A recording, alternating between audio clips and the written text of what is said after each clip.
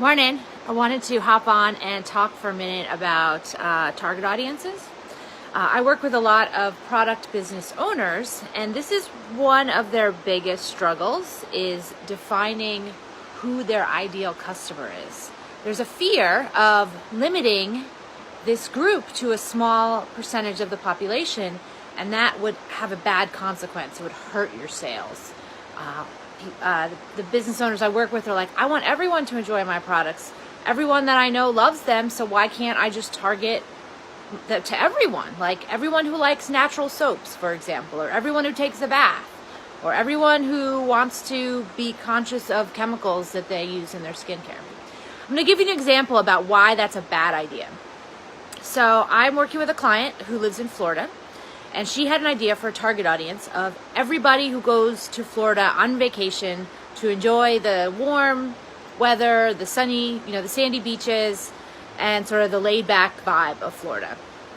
And that's a tough target audience, and here's why. There's a lot of different kinds of people who go to Florida on vacation. And I'm just going to give you 3 examples of 3 groups to explain my point. You have people who go down to Florida for spring break to party. That's one group.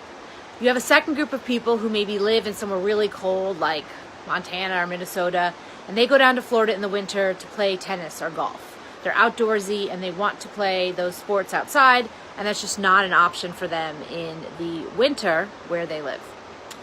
Then we have a third group of motorcyclists. Motorcyclists, we'll call them bikers.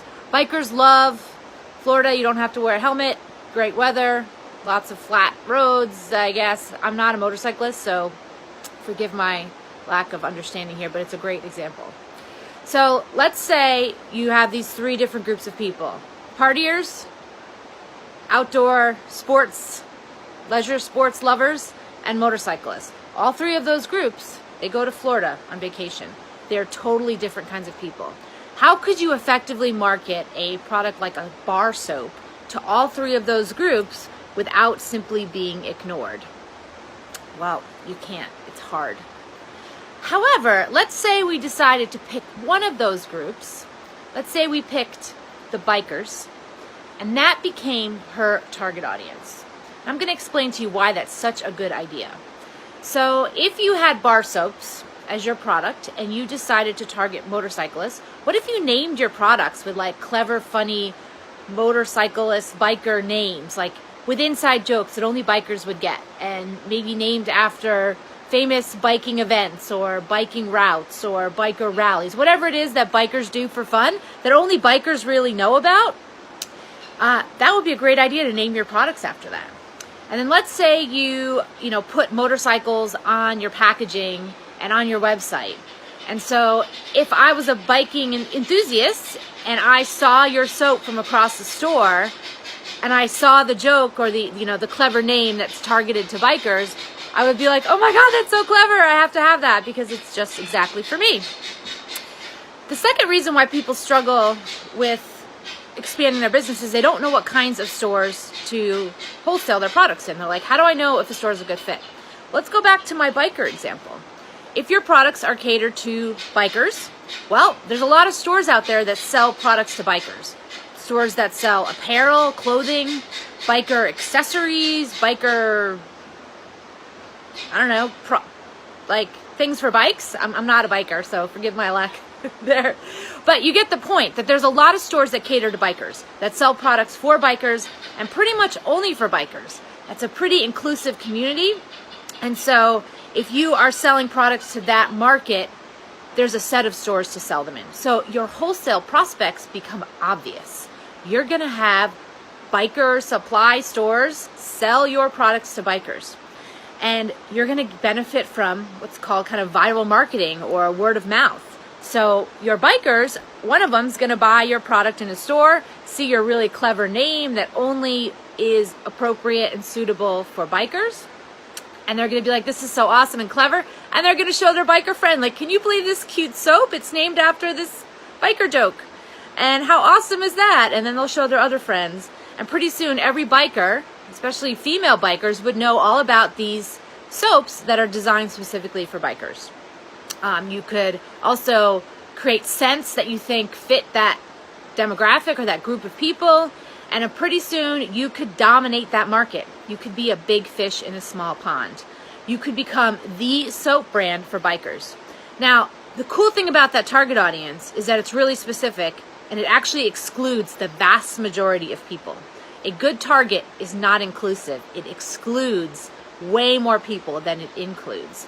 However, if you're an indie soap brand and every single motorcyclist in the country knew about you and bought your soap, I'd say you'd be doing pretty well. That's still a large enough pond that you could get substantial revenue to support your business.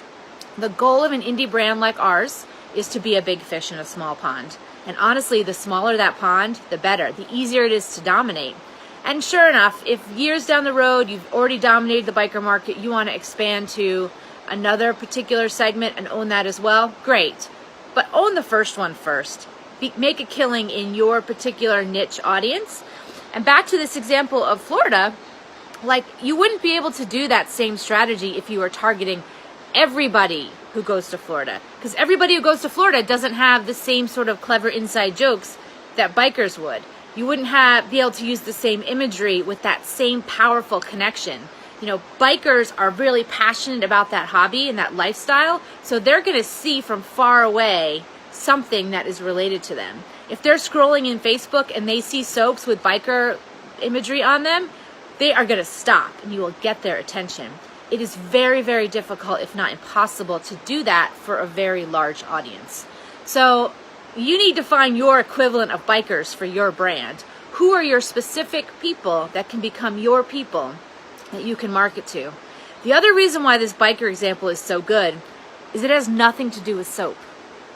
You can't have a target audience that's based on your product category. Your people have interests and hobbies and passions outside of soap, for example, or outside of jewelry, or outside of whatever it is you sell. And so if you want to create a connection with people, it can't be about you and your products. It's got to be about them and their interests and their passions. So figure out what is your equivalent of bikers for your brand. You don't have to be in that segment, but clearly me marketing to bikers would not be the best idea because I don't know that segment well enough to come up with the inside jokes or the clever names. So pick an audience or a target that you at least know well enough that you can get inside their head and understand their lingo and their jokes and their habits and their patterns and their interests, all of those things that are part of that passion. So you've got to know that well enough that you can actually come up with those names, otherwise you'll struggle. So while I think the biker segment is an awesome one, I'm not the person to run that brand because I don't know enough about it. I would have to pick a segment that has interests that I have in common. You don't want to target yourself, like, because I'm a soaper. I make my own soap. So if I target myself, I'll attract other soapers, which for my soap brand, I've done accidentally, and it yielded no sales. So that was a lesson that I learned on my own.